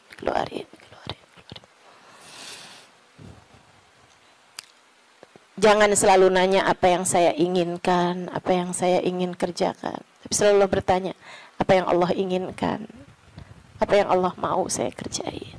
Terus gitu. Hidup belajar terus insya Allah. Izhad fi dunia, kata Allah. Kalau Allah lihat hati kamu kosong dari mencintai dunia, Allah akan bertahta di dalamnya. Allah akan cinta kepadamu, teman-teman. Yuhibbukallah, kamu akan dicinta sama Allah kalau begitu. Wazhad fima fi aidin nas yuhibbukan nas. Kamu pengen dicintai sama orang, cintai disenengin sama manusia, seenggaknya gitu punya teman-teman baik, punya kawan-kawan baik gitu. Orang nggak jauh dari kamu itu juga nggak apa-apa, bagus. Caranya katanya Nabi Muhammad, izhad fima fi aidin nas. Zuhudlah kamu dari apa yang dimiliki sama orang. Jangan selamitan, jangan kepengen apa yang dipunya sama orang. Orang gak seneng loh kalau kita tuh kayak yang, ih bagus, mau dong. Gak seneng, teman-teman. Ustazah kerudungannya cakep-cakep, Ustazah boleh gak buat saya? Misalnya gitu. Saya ngomong sama Ustazah Khadijah. Tuh ya. Gak bagus, teman-teman, gak bagus. Dan itu kamu gak akan disenengin sama orang kalau caramu kayak gitu tuh. Minta aja gak disenengin sama orang, apalagi ngambil. Kan ya, udah pasti tuh orang gak seneng. Orang itu, teman-teman, punya banyak sekalipun gitu kan, kalau diminta tuh, kecuali para wali-walinya Allah, kecuali para orang-orang lain itu mah tingkatannya, ya kan. Tapi kalau diminta tuh gak seneng itu juga gitu. Walaupun mintanya nggak yang dengan bahasa-bahasa yang ini gitu, terus terang, tapi kayak bahasa sindiran gitu kan. Kerudungannya banyak, boleh kali Ustazah, yang ini cakep nih, gitu kan? Enggak boleh, nggak baik kayak begitu. Kamu menurunkan kemuliaanmu, teman-teman. Yang kata Nabi Muhammad tuh, satu titik hitam di wajahmu di akhirat nanti setiap kali kamu meminta kepada orang lain. Izhad fima fi aidin nas. Apalagi kalau sampai kamu, hati kamu nggak pernah tertarik sama apa yang dipunya sama orang. Oh, dicinta sama Allah. Saya ceritain tuh di buku Bidadari Bumi 2 tentang seorang perempuan yang diceritain sama Hubabah Nur. Sedikit sekalian saya muliakan, saya lagi ngobrol sama Hubabah cerita tentang orang ini. Tuh bahwa ada tuh 5 orang tuh. Emang bener nih hadisnya Nabi yang ini bener banget. Ra'aituhu bi'aini, kata beliau. Saya lihat dengan mata saya. Dia bilang ada satu orang, Alimah. Itu beliau, si perempuan ini, saya bolak-balik ngelihat di undangan, di kondangan, tuh ya, di pesta-pesta gitu, perkawinan kayak gitulah, kondangan-kondangan, bajunya itu terus. Saya tahu kalau dia ini miskin karena bajunya itu terus, gitu kan? Orang di Tarim itu kalau keluar semuanya pakai baju hitam. Nah, kalau baju hitam kan susah nandainnya kan yang sama semua. Betul apa enggak? So itu sekalian saya muliakan.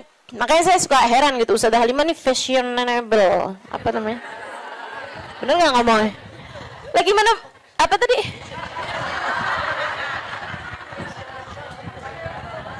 Gimana ngomongnya? Itu dah, pokoknya itu dah. Lah orang saya tiap hari pakai hitam.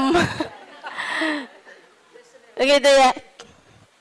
Saya sekalian, Nah ini kan kalau keluar mah agak susah ditandain karena kan semuanya hitam gitu. Tapi kan kalau pas kondangan tuh, orang sana itu kalau kondangan dalam ruangan semuanya perempuan, mereka dandan. Mereka pakai baju gitu kan. Pakai baju yang berwarna-warni, ya. Pakai baju warna-warni. Nggak ada yang pakai baju hitam tuh. Nggak ada yang pakai baju hitam. Saya waktu dulunya nggak tahu gitu kan, saya pakai baju hitam aja gitu masuk. Buka. Waduh gimana nih mau buka ya. Habisannya terus udah ngerti gitu lama-lama. Jadi teman-teman, kata Hubabah, orang ini kalau kondangan baju itu mulu.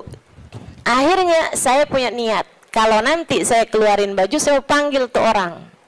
Saya cari tahu dan dia nih rumahnya ini apa, keluarganya siapa gitu, saya paham, saya tahu tempatnya karena Tarim tuh kecil, kota kecil. Ya, semua orang memang saling kenal satu sama lain.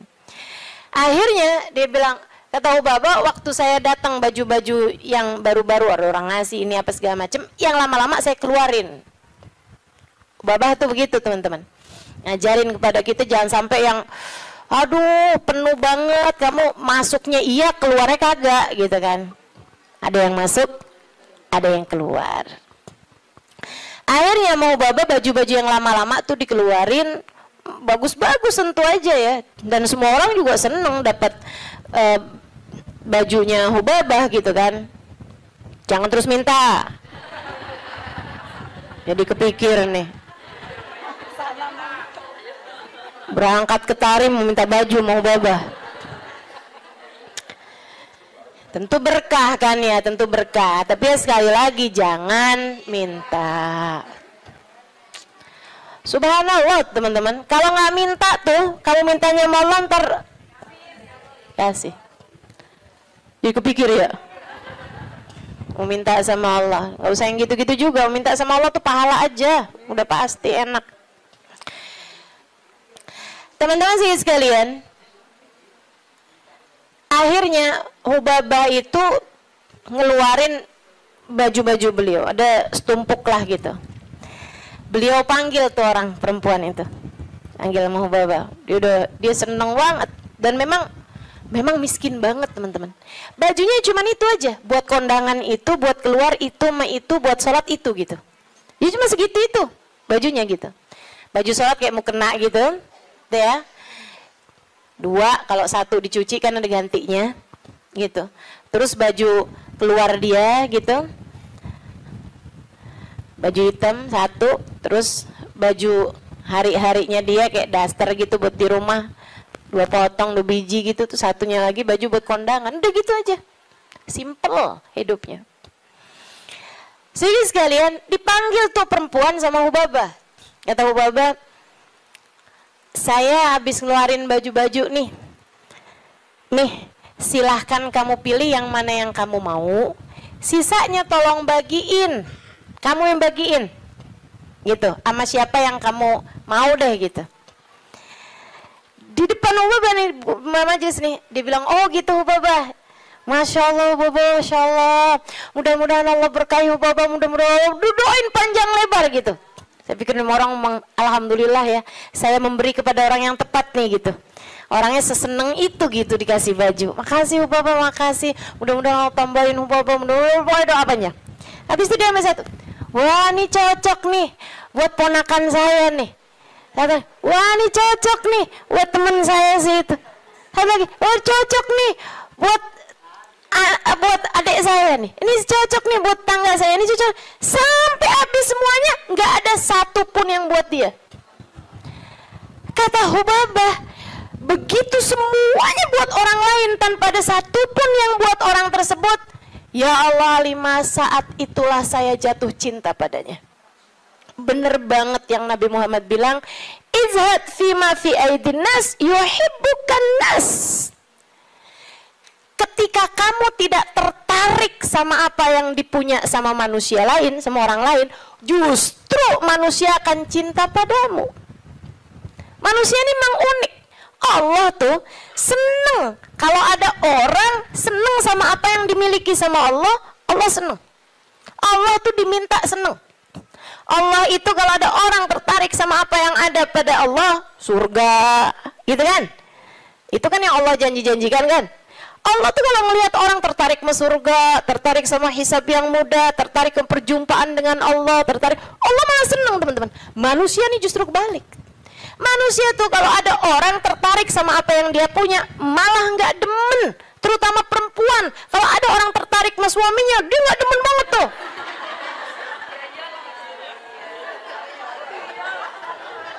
Ya iya kan, Mang, saya kan lagi bilang. Allah kan nggak gitu. Allah punya kekasih namanya Muhammad. Kalau ada orang tertarik sama Nabi Muhammad, Allah seneng banget. Allah cinta banget, ya kan? Tapi kita kan nggak gitu. Kita punya tas. Kalau ada orang tertarik sama tas kita, boleh dong. Nggak demen kita. Betul. Kita lagi makan nih, terus ada yang kayaknya enak tuh yang di piring. Boleh nggak perkedelnya buat saya aja? Gedek apa seneng? Gedek teman-teman, nggak seneng. Kesel kita.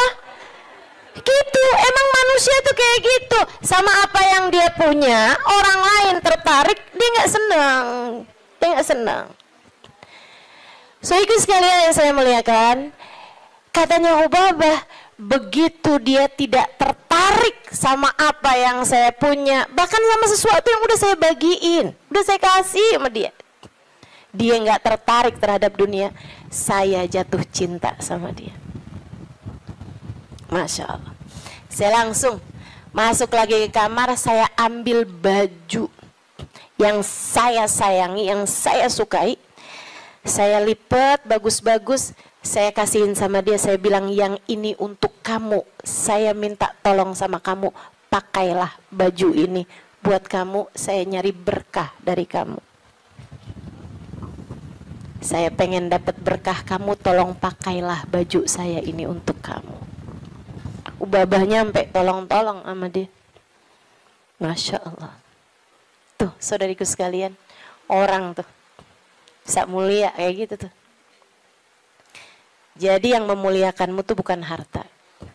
Sebagaimana yang sering saya sampaikan padamu, kemuliaanmu tidak ada pada harta, kemuliaanmu tidak ada pada tahta, jabatan, kemuliaanmu tidak ada pada rupa, kecantikan, enggak gitu ya. Kemuliaanmu tidak ada bahkan pada ilmu, kemuliaanmu tidak ada pada ibadahmu juga enggak. Teman-teman saya sekalian, ibadah mah kita kerjain aja.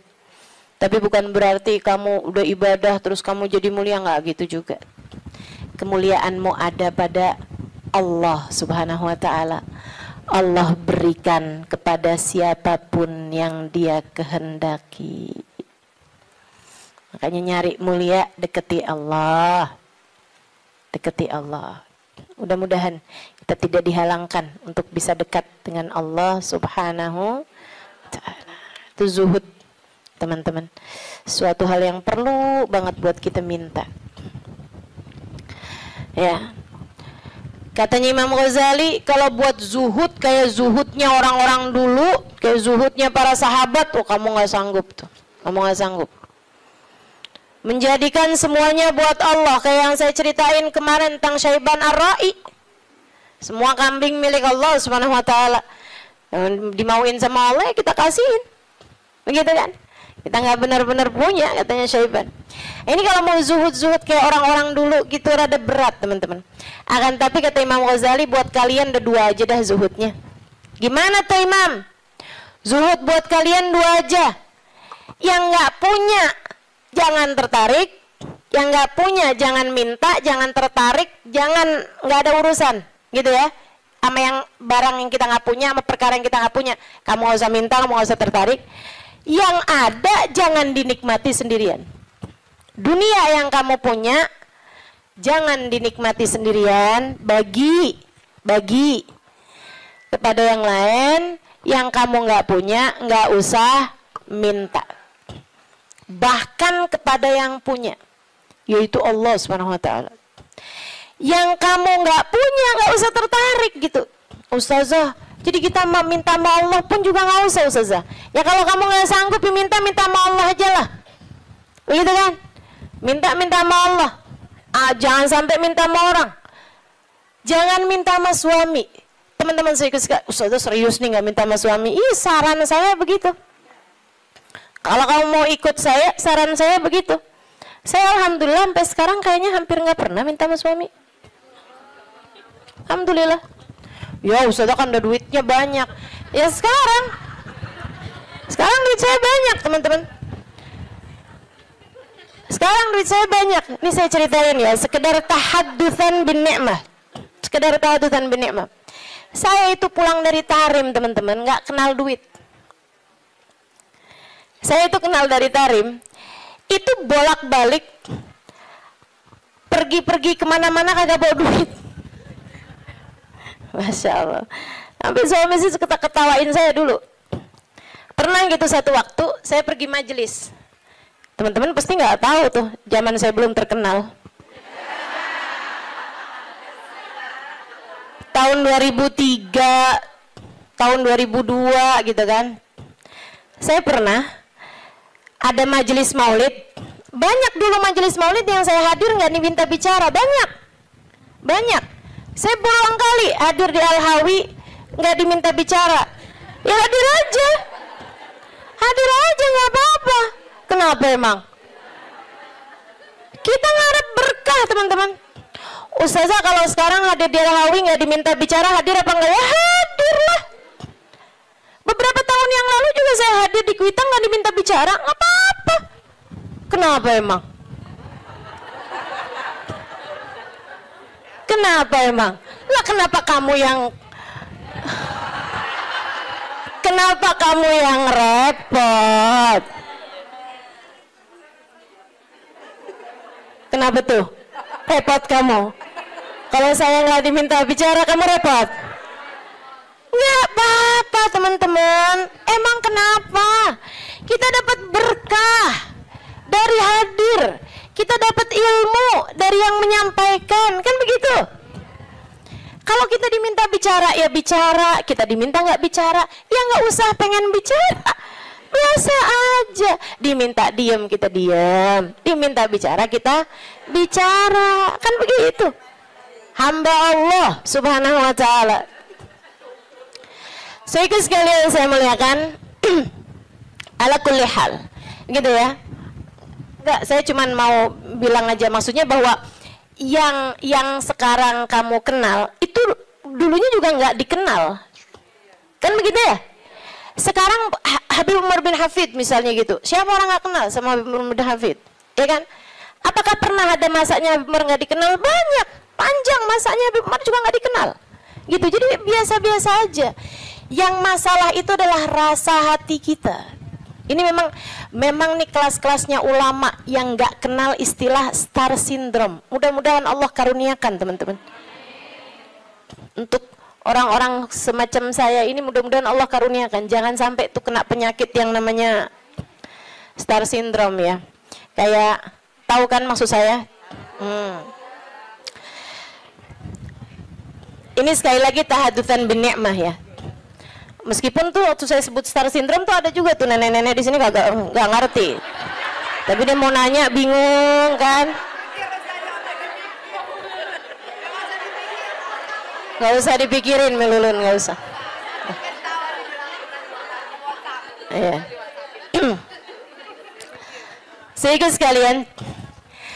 Jadi tuh karena saya belum tahu tempat-tempat di Jakarta, itu dulu awal-awal kali saya datang ke sini dari pulang dari Hadramaut itu ada banyak majelis yang dianterinya sama suami saya. Suami saya nganterin tuh. Begitu ya. Jadi kalau ada orang, Ustazah ini kemana-mana nggak pernah dianterin sama suami, saya akan jawab, udah pernah.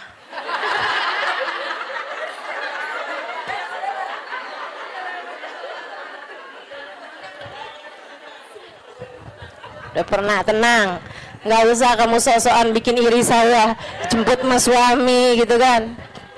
Sampai di saat nggak dijemput sama suami sekalipun, turun dari Gojek salim.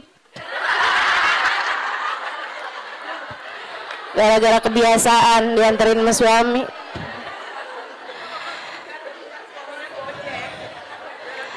Akhirnya pernah tuh ada waktunya saya itu dianterin sama suami, habisnya itu pas pulang-pulang saya telepon sama dia gitu, Saya bilang, jemput saya bisa nggak? Dia bilang, waduh, saya susah nih Halimah, saya jauh dari situ. Kamu tadi nggak bilang kalau disuruh jemput juga, saya pikir nganterin aja. Lah saya pulang sama siapa nih? Dia bilang, ya udah ajak siapa kek buat pulang ke rumah kamu. Naik apa? Panggil taksi aja kalau gitu. Duitnya dari mana? Dia bilang, kamu nggak punya duit? Nggak punya? Astagfirullah. Dia bilang, saya kawin sama siapa ini? Nggak ngerti duit. Masya Allah, Masya Allah. Sehingga sekalian, jadi cerita aja gitu. Nggak punya duit nggak bikin saya jadi hina, bukan? Nggak kenal duit, nggak ngerti duit zaman itu, nggak bikin saya hina.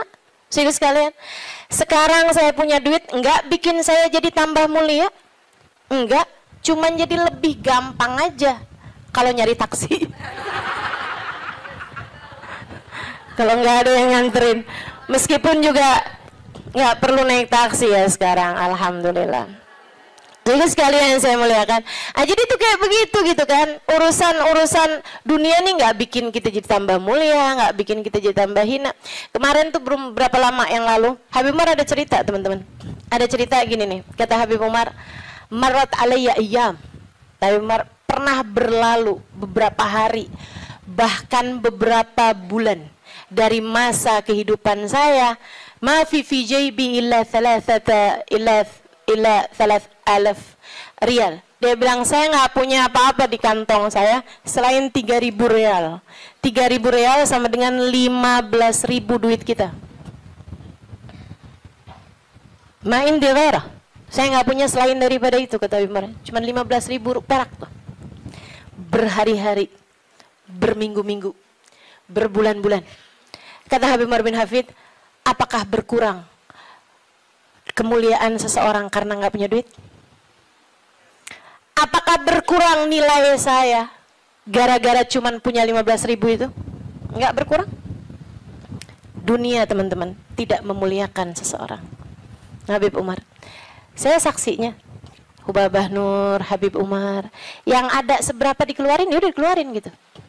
Ada tamu-tamu, berapa puluh orang, berapa ratus orang gitu kan.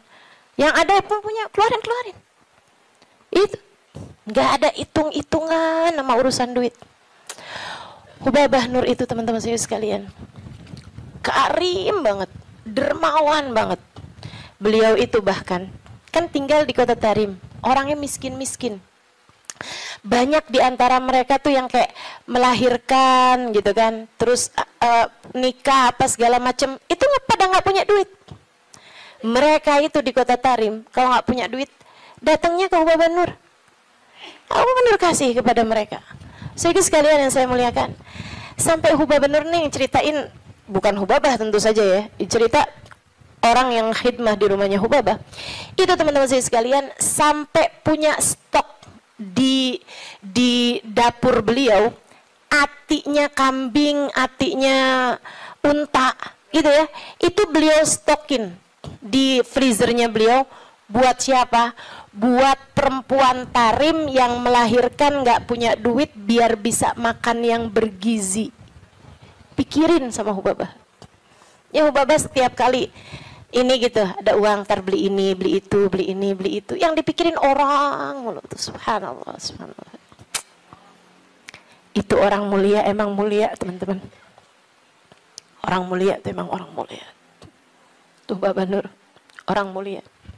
Baik, kita doain panjang umur, sehat badannya.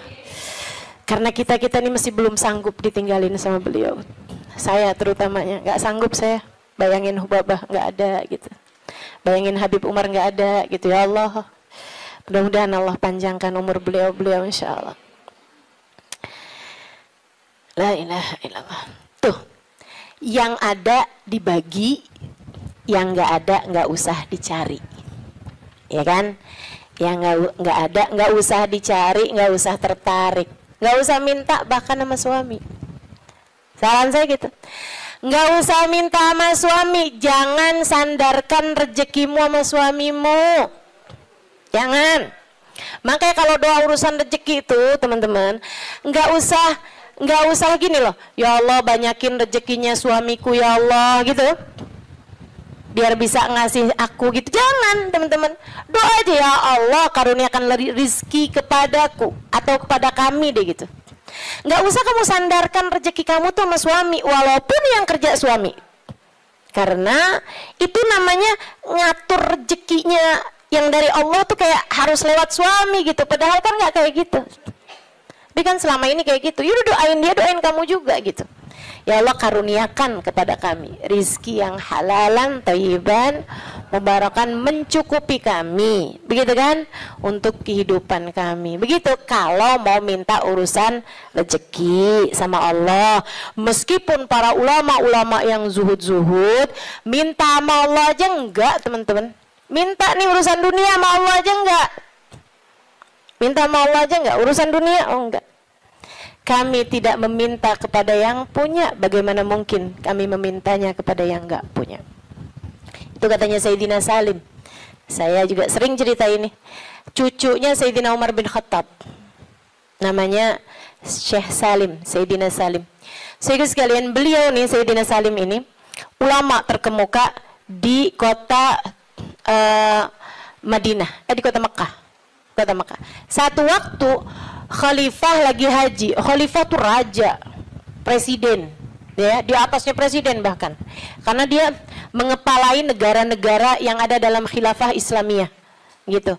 Kayak kalau di kita apa ya, ketua PBB kali ya. Cuman itu jadi kayak mengatur negara juga. Kalau PBB kan mengatur negara-negara doang, nggak mengatur negaranya dia sendiri. Kalau ini kayak presiden, tapi selain daripada dia presiden, dia juga ngepalain negara-negara yang ada di dalam kepemimpinannya dia lah gitu ya. Jadi di atasnya raja atau di atasnya presiden. Khalifahnya tuh lagi haji waktu itu, pas dia lagi mau tawaf di jalan nih mau masuk ke masjid nih, ketemu sama Sayyidina Salim, Syekh Salim. Dia bilang kemudian kepada Syekh Salim, dia bilang, oh, alhamdulillah Syekh ketemu di sini, masya Allah. Nih ya, kalau ulamanya nggak cinta dunia, orang semuanya pada mendekat, termasuk pejabatnya yang berusaha buat ngedekat, bukan ulamanya yang berusaha ngedeketin pejabat. Ya kan? Sekarang kenapa banyak ulama-ulama berusaha mendekati pejabat? Nah ini dia.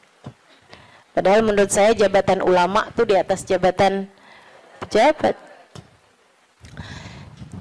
Akhirnya teman-teman, Sayyidina Salim mau masuk masjid nih, tahu-taunya ketemu sama khalifah. Khalifahnya pakai kesempatan buat minta doa. Dia bilang, ya Syekh Salim, alak hajak dia. Wahai Syekh Salim, bukan buat minta doa. Dia pakai kesempatan itu buat mendatangkan hajatnya Syekh Salim, karena dia ngerasa dia punya harta banyak, punya kekuasaan, punya apa segala macam. Barangkali, wahai Syekh Salim, adakah kebutuhanmu yang bisa aku bantu? Ada sesuatu kah yang bisa saya bantu? Saya senang banget nih, tabarrukan sama ulama, nyari berkahnya para ulama. Khalifahnya ini kan udah baik banget ya, udah baik banget nih khalifahnya nih, udah masya Allah banget hatinya sampai bisa kayak begitu gitu sama seorang ulama gitu kan. Bukannya ulama ngajuin proposal, ini malah pejabatnya yang nanya sama ulama tersebut, alat hajat dia, adakah kebutuhanmu yang bisa saya bantu? Katanya Sayyidina Syekh Salim begini nih, maaf kita lagi ada di rumahnya, saya malu untuk meminta kepada selain sahibul bait. Di rumahnya Allah, sahibul baitnya siapa? Allah. Saya malu nih, di rumahnya Allah saya minta sama selain Allah. Fahamnya pejabat tersebut, oh berarti kalau mintanya udah nggak di masjid, mau nih mungkin beliau, gitu kan? Jadilah si pejabat ini nih kayak semacam nungguin sampai Sayyidina Syekh Salim selesai dari urusannya di masjid. Dan beneran, begitu Syekh Salim keluar dari masjid, disamperin lagi. Ini sekarang udah nggak di masjid nih kan, samperin lagi sama beliau. Ya Syekh, Khalifah, Syekh, saya mau nanya yang tadi apa ya? Itu yang tadi alak hajak diha, adakah kebutuhanmu yang bisa saya bantu? Katanya Sayyidina Syekh Salim, ta'ni bi hajati dunia hajatil akhirah. Maksud kamu hajat dunia apa hajat akhirat? Ya hajat dunia lah Syekh. Kalau hajat akhirat justru orang seperti saya meminta doa kepadamu biar urusan akhirat kita lancar kan? Kan justru malah ngalap berkah dari para ulama gitu kan. Katanya Syekh Salim, oh maksud kamu hajat dunia? Maaf, kalau urusannya hajat dunia, saya selama ini tidak pernah minta kepada yang punya. Bagaimana mungkin saya meminta kepada yang enggak punya? Yang punya dunia siapa? Allah. Saya malu buat minta dunia sama Allah. Bagaimana mungkin saya minta dunia kepada yang tidak memilikinya, yaitu kamu sebagai manusia. Manusia mau suami kamu, mau anak kamu, mau saudara kamu, semuanya sama. Sama-sama tukang makan rejeki. Tidak ada di antara mereka yang memberi rejeki. Yang memberi rezeki cuma satu, namanya Allah. Kalau kamu harus minta dunia, mintanya sama Allah.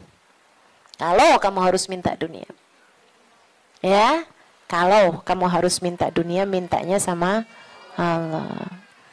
Bahkan para kasih Allah, mereka minta sama Allah pun enggak urusan dunia. Mintanya urusan apa?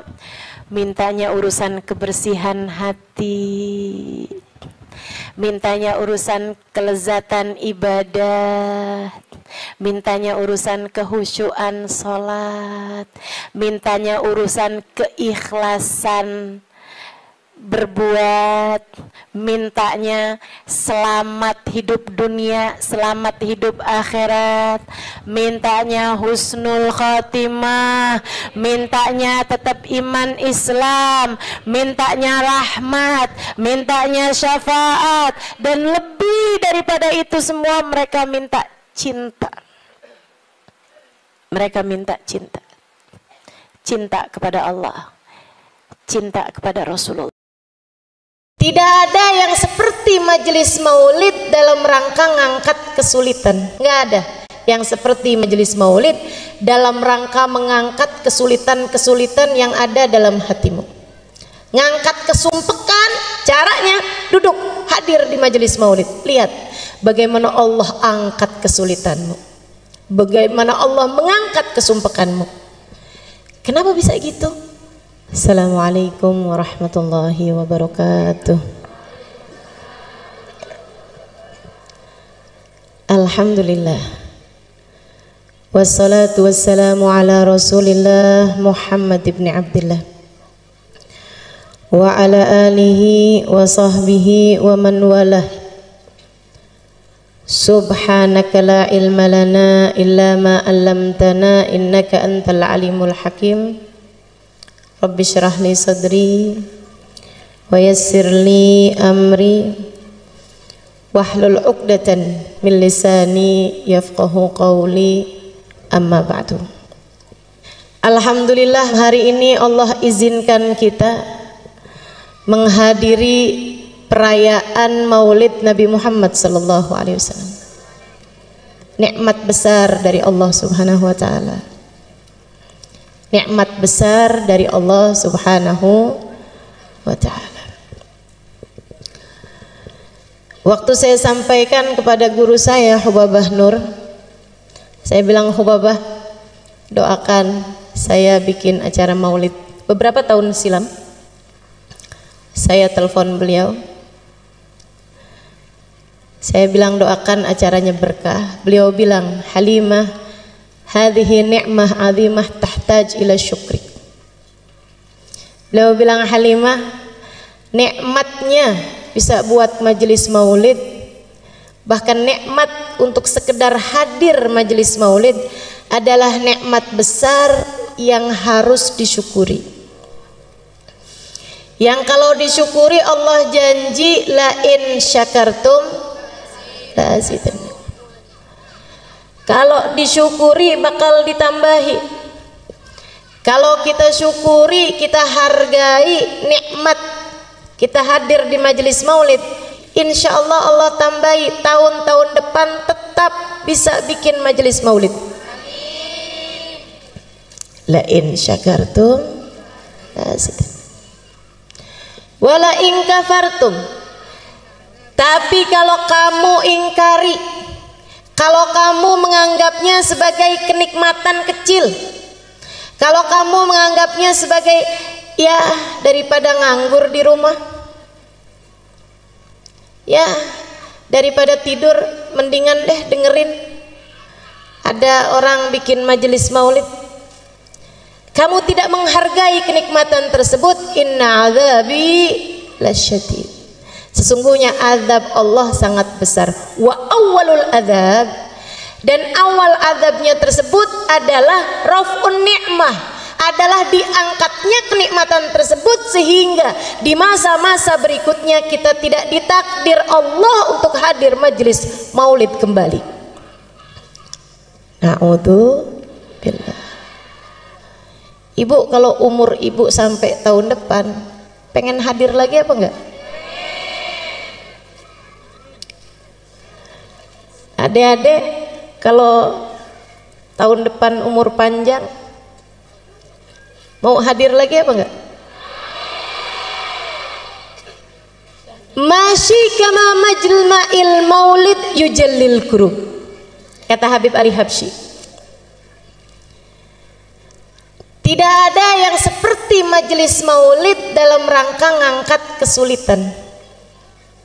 Enggak ada lagi yang kayak majelis maulid dalam rangka bikin seneng hati yang hadir. Subhanallah, nggak di mana. Kalau hadir majelis maulid, asal majelis maulidnya benar,